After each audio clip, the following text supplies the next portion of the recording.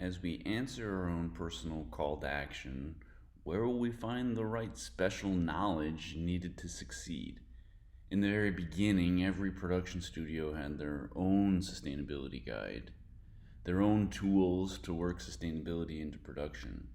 But since the formation of the Sustainable Production Alliance, all of these ideas have coalesced into one single toolkit for the whole industry.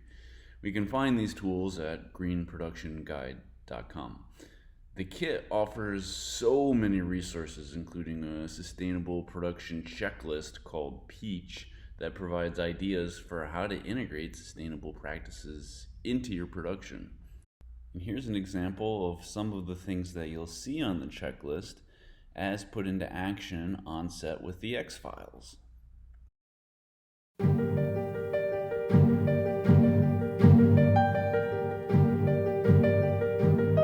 We won an award for season 10 of the show for our approach to filmmaking in terms of sustainability and trying to be as green as possible. We were mindful every step of the way. Can I go right after I take a bite?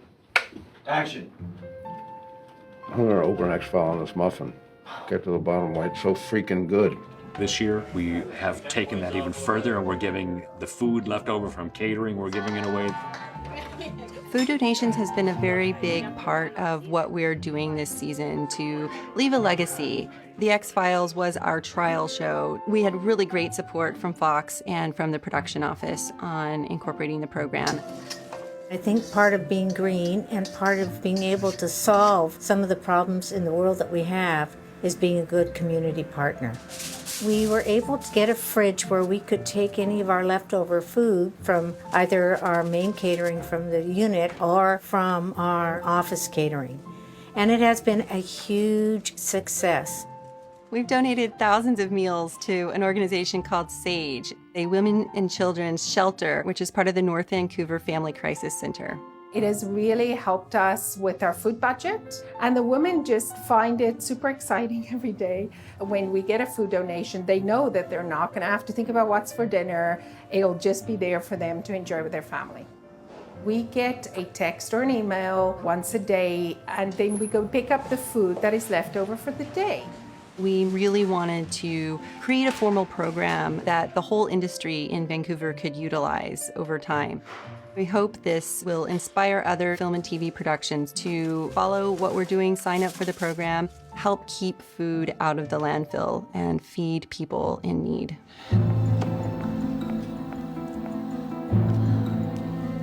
We've been using a lot of LED lighting this year, which is great because, it used to be you'd put all these lights in a set, the set would be really hot. But one of the tools that's really helped that out is LED technology. It's very environmentally friendly because it doesn't use much power. Just square up that neon, Marco. Yeah. Building LEDs into sets, a sushi restaurant set is a great example of LED technology where so much of the lighting for that set was built in. All right, let's bring the wind up, please. Action. Scully, what's wrong?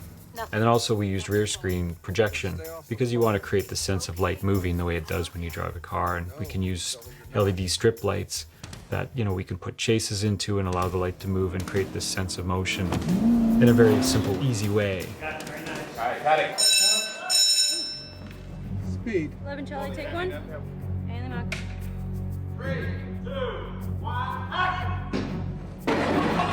It's a bit of a feat when you're filming on location all over the place, new places every day.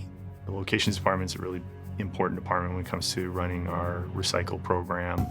With this many people, our crews can go from 190 to 300 depending on the day. There's a lot of waste that happens, and before we would just put out a couple of yellow bins, some garbage bags, put them around the sets. Everybody just would throw it in there, and that was the end of that. Now we have what we call the garbage kit, which is a yellow, a blue, and a green bin, and put them at every station where we see a collection of bodies and then around the set. And of course, during the dynamic moves to the camera, we have to move them out of the way. So there's a bit more movements to happen, but we have way less going to landfills. It's been a huge effort on everybody, and someday, very soon, I'm thinking, we'll get down to about 0% waste. Understanding our impact is really important, so we incorporate sustainable production practices and track the data points associated with them. Things like energy use, fuel consumption, water consumption. material use, FSC certified wood, for example, and reusable materials. From there, we pull together a sustainable production wrap report and give all of this information to Fox so they can keep track of how the show is implementing sustainable production practices, where the improvements have been, and how we can improve overall in the industry going forward. Action. We're not asking for you to get us out of this, but we do expect your help. There's just a variety of ways that we're approaching filmmaking that are, I have to say, 180 degrees from where it was when I started in the business. You build a set, you trash the set. You'd never recycle it. You wouldn't build it out of sustainable materials. You'd build it out of what's cheapest. So this is a victory, and I hope we can be a model and a standard bearer for this approach to the making of entertainment. Charlie and Mike.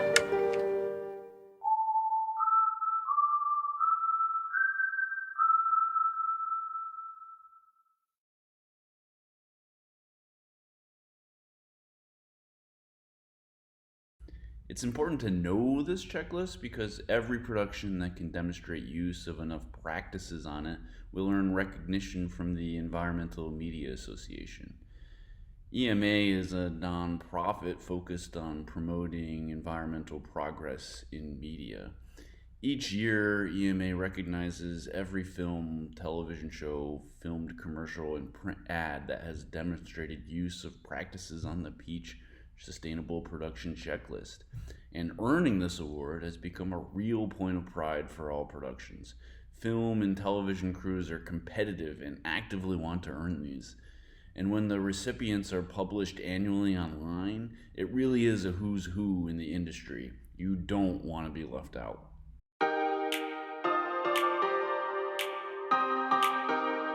I love Emma because what they're doing is they're projecting the environmental movement out to more of a mainstream audience and getting the message out to people of what's happening. The more we talk about what we're passionate about, especially when it surrounds environmental causes, I think it definitely has an impact on the global community. What I love that Emma does and has been doing forever is using faces and celebrity to spread the word on platforms that other people don't get. You know, we're trying to get the word out of how we can help as, you know, as human beings. A lot of people feel like they have no hope whatsoever. They think, oh, what can I do? But we're here to tell them that we all can do something and we all need to do something. This is a fun way to do it, is just bringing in innovators and getting inspired and getting that yes we can kind of attitude towards the environment and feeling positive about it and sending out positive messages, which is what Emma is best at. And this night is just such a special night because we honor, you know, all the productions that are being green, and it's cool. I'm very proud of being a part of this. And welcome to the 29th Annual Emma Awards. We're now in a revolution. Our clock is absolutely running out, which is why we all need to support the solutions that are now here for a green revolution, an authentic circular economy. I love this organization so much, and I could not be more thrilled to be a part of this fantastic community of concerned women and men, all contributing to the same mission from different perspectives. Our next category is all about telling the truth. As a great writer once noted, people often claim to hunger for the truth but seldom like the taste when it's served up. Thankfully, the gifted filmmakers in this next category, each in their own way, brought us the environmental truth in a way we could digest. And in the process, they all fed our minds.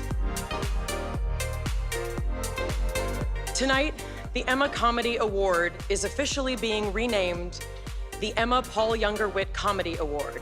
This is to honor Paul's great legacy and contributions in the world of television comedy and his passion for environmental issues. You guys, this dress is made of recycled water bottles from the ocean. How awesome is that? I'd like to offer a toast to thank each and every one of you for being a part of the Emma Awards. And thank you all for helping to make a positive impact in our world. Cheers, y'all! Because this checklist was made by and for professional productions, aspects of it are not always relevant to student productions. So new for this year, we made a simplified version of the checklist called PG that every student production can and should use. At many Green Film School Alliance schools, this checklist is now a wrap deliverable for all productions, a real non-negotiable. And the good news is that the Environmental Media Association will be awarding Green Seals to every student production that can demonstrate use of the checklist. If every major studio production is trying to earn EMA Green Seals, then as the most industry-savvy school on the planet, it stands to reason that we will also try to earn them. You'll find this student checklist online at greenproductionguide.com/GFSA, and it will also be made available with the course resources. As we begin to explore environmental and sustainability issues up close in the course, we can refer back to this checklist and investigate why these practices need to exist. And before you ask, Brian, I'm not a filmmaker, what about me? The good news is that even though this was created by the film and television industry, most of the information is relevant to every kind of production. Now let's check in with some students at Cal State University Long Beach using this checklist in action.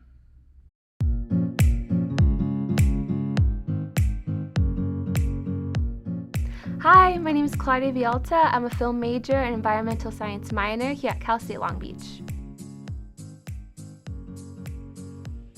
Creating a film requires a multitude of resources. You need food and water to feed your cast and crew. You need energy, electricity to light your set. You need gas or oil to transport all of your equipment. So the industry as a whole requires a lot of resources. A green set incorporates environmental accountability along with standard industry practices. So instead of having multitude of printed out scripts, you'll have it digitally on your iPad or something. The trailers are powered by solar power. Instead of using typical like Fresnel lights, you would use LED lights. So these are kind of tips and practices for bigger budget films, but you could also be sustainable on smaller films like student films.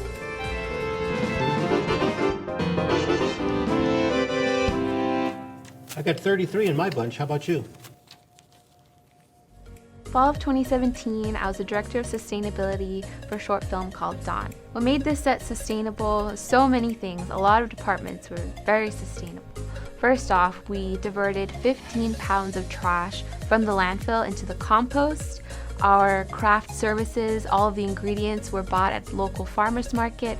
We had our costumes and jewelry, accessories all purchased at local thrift stores. Another area we did really well in terms of sustainability was plastic water bottles. Over the period of 3 days with a crew of about 20 to 30 people each day, everybody brought their reusable water bottles, so we only used 18 plastic water bottles. 18! Just think about that. If everyone drank maybe 2 bottles each day, that's like 60 bottles each day, so that's 180 bottles. We used 10% of that. So in this case, we were sustainable on a film set. We integrated a standard film practice, which is hydrating your crew, with an environmental practice, which is using reusable water bottles and not wasting a lot. And we just married those two together.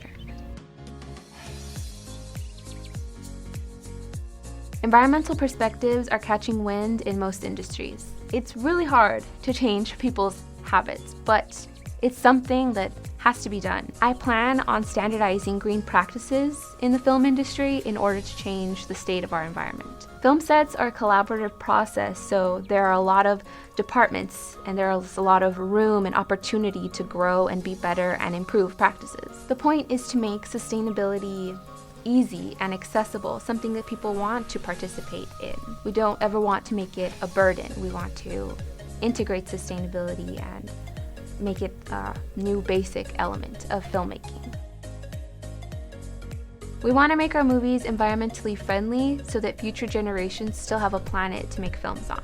In support of sustainable filmmaking, the students of the Film and Electronic Arts Department, thank you.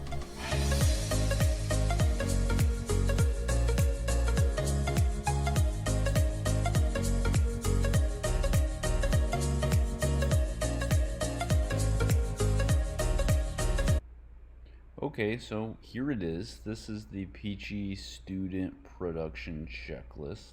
It's a Microsoft Excel file, and we can scroll down and we'll find a list of best practices. And so each practice has been assigned a point value. The more points the practice is worth, the more impact it will have on your production. And you can consider them at prep, and then you can look again and decide whether or not you did them at wrap. So we can look at the first one and say, hey, this is one we think we can do. And when we wrap, we can take another look and say yes or no, did we actually do it? And if we did it, then we'll get 2 points on our checklist. And so the checklist has been conveniently separated by department. So each department will have its own heading: production, art, construction, props and set, camera, grip and electric, catering and craft services, costume, wardrobe, hair and makeup, special effects, transportation, and just some general best practices for all departments to consider. And so you can assign department heads to be in charge of their portion of the checklist. They decide which ones they think they want to do. If they think they can do it, they select yes. And if they actually completed it at wrap, they can select yes again. And at the end, the hope is that you can score at least 50 points or more on this checklist. A production that can score 50 points or more will qualify for the Environmental Media Association's Green Seal. And so that should be the ultimate goal for everyone. We'll be taking a deeper dive into each of the items on this checklist and how to do them a little later on in the course. But for now, the important thing is for you to, 1, know that it exists, and 2, understand that it's an expectation of all productions in the industry to follow this checklist. And before we move on, there's just one last idea I want to leave with you. In the study of anthropology and human evolution, we sometimes say that first we shape our tools, then our tools shape us. Well, as the entertainment industry, we have made the tools we need. Now it's time for those tools to shape the way we make content.